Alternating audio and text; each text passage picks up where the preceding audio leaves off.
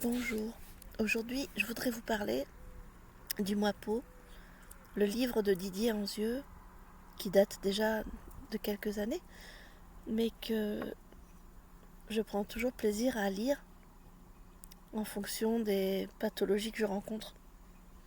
Il est assez complexe et en même temps facile à lire, mais comme c'est assez original comme concept, c'est important de revenir dessus. Donc le concept de Didier Anzieux, il part de la peau qui est pour lui équivoque, comme l'inconscient, c'est-à-dire perméable et imperméable, superficielle et profonde. Oui, parce qu'elle a plusieurs couches. Et puis superficielle parce que elle donne directement sur l'extérieur. Véridique et trompeuse. Véridique parce qu'elle se présente telle qu'elle, avec sa texture, sa couleur, et en même temps trompeuse parce que ça, j'ai pas trop su ce qu'il voulait dire par là. Mais elle est pleine de contradictions, cette peau.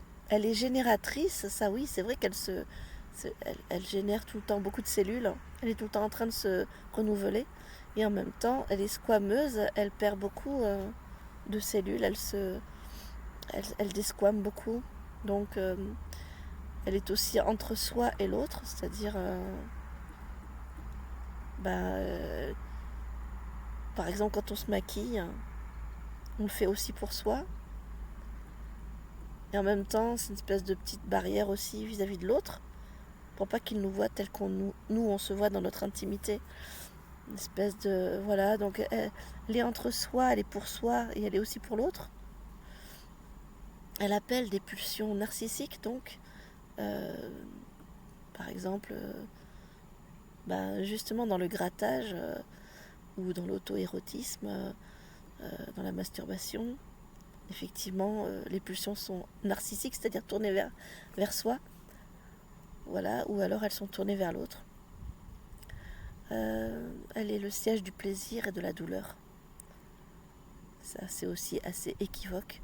Qu'est-ce qui fait vraiment plaisir? Jusqu'où va le plaisir? Où commence la douleur? Donc, problématique qui se retrouve pas mal dans le masochisme. Elle est à la fois solide, mais si fragile. Elle est objet ou espace transitionnel, c'est-à-dire elle me permet de faire lien avec l'autre. En même temps, c'est une partie de moi. Elle délimite ce qui est mon intimité, ce qui est mon moi profond, mon psychisme. Elle me retient et en même temps, elle donne sur l'autre. Du coup, elle joue le rôle, cette peau, d'un espèce de médiateur entre lui et moi. Noyau fantasmatique archaïque, car c'est le premier organe des sens avant les autres sens.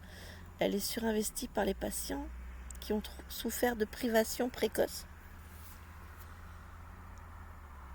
Les grattages et autres affections de la peau semblent être une forme de retournement de l'agressivité sur le corps à un stade bien antérieur à l'instauration du surmoi, d'après Didier Anzieux.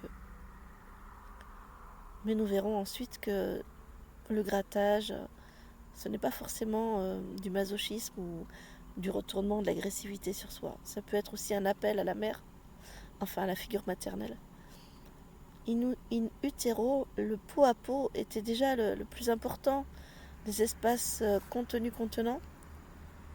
Puis le bébé recherchera le contact de la peau du sein sur sa bouche et du sein sur sa main. Et s'il y a défaillance du maternage au moment de cette première phase de la vie, depuis l'ère fœtale jusqu'au premier mois, il risque d'y avoir par la suite une auto-agressivité. Donc on retrouve l'idée de l'auto-agressivité, mais qui peut être aussi de l'ordre du plaisir lorsqu'il y a masochisme. Pour Bowlby, la pulsion d'agrippement et d'attachement qui qui résulte de la pulsion d'agrippement. Donc il définit la pulsion d'attachement à partir de la pulsion d'agrippement. Cette pulsion est bien antérieure au stade oral freudien.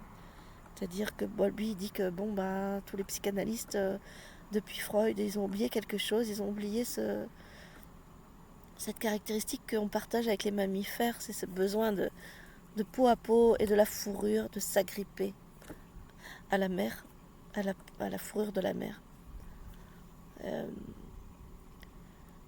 Comme tous les petits mammifères, la hantise du bébé humain est celle du décampronement. Donc de tomber en fait, de se détacher de la peau, de la fourrure de la mère, car vous savez que quand il faut fuir rapidement l'ennemi, le prédateur, le réflexe du bébé c'est vite s'accrocher à sa mère avant qu'elle parte pour pas rester tout seul et être en danger. Donc c'est vraiment un réflexe de survie que nous aussi on a en fait quand on est bébé. Lorsqu'il y a décampronement, oui c'est bizarre mais c'est le mot choisi par Bowlby, Bion est un autre auteur qui évoque à ce moment-là la survenue d'une angoisse que lui appelle la terreur sans nom. Ainsi on retrouve la peur de tomber, le vertige, le besoin de fourrer son nez, son visage et ses mains dans la fourrure d'un animal, comme un chien, un chat, un cheval, le besoin de toucher les cheveux d'une femme, ou le torse velu d'un homme, de le respirer, sentir l'odeur. Tout cela renvoie à cette première pulsion d'agrippement qui forme les différents types d'attachement. Le doudou, l'ours en peluche, tout ça va dans le même sens.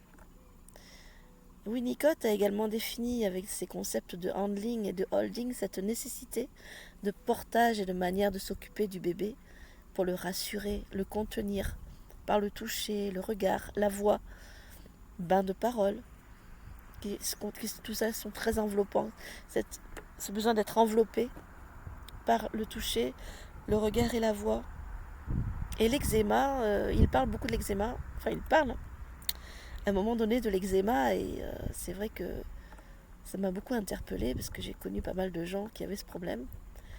Il serait une façon d'attirer l'attention sur soi, sur la peau, en tant qu'elle n'a pas pu rencontrer de contact doux, chaud, rassurant, protecteur au plus jeune âge. L'eczéma généralisé traduit une régression à l'état de complète dépendance de l'enfance.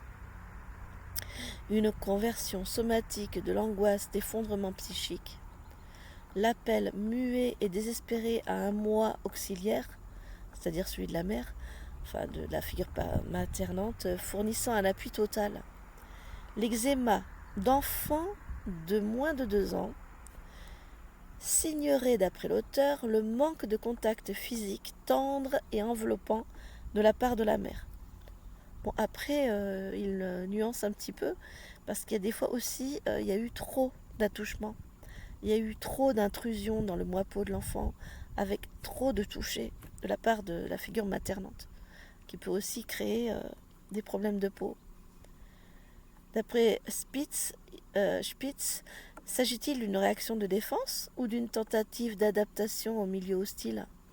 Avec cet eczéma, qui peut être soit une demande adressée à la figure maternante, homme ou femme, en fonction de qui joue le rôle maternant, je précise, pour l'inciter à le toucher plus souvent. Donc l'eczéma, ça serait pour attirer les soins, j'allais dire maternels, mais enfin, les soins maternants par les soins, les crèmes, etc. Donc est-ce que c'est pour attirer à soi un peu d'attention par le toucher? Ou alors est-ce que c'est un mode d'isolement narcissique, parce que l'enfant, par l'eczéma, se procure lui-même, un petit peu autistique aussi, se procure lui-même les stimuli que le parent lui refuse? Eh bien, c'est impossible de le savoir. Anzieux crée ainsi le concept de moi-peau. Il trouve son étayage sur les diverses fonctions de la peau, c'est-à-dire un sac qui contient et retient le bon et le plein, que l'allaitement, les soins, le bain de parole y ont accumulé.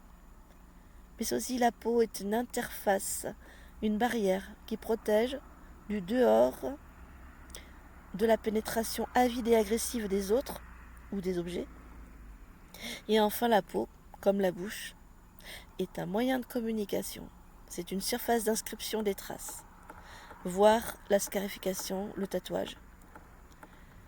De cette origine épidermique, le moi hérite la double possibilité d'établir des barrières, qu'on appellera les mécanismes de défense, et de filtrer les échanges avec le ça, le surmoi et le monde extérieur. Voilà. Bonne soirée.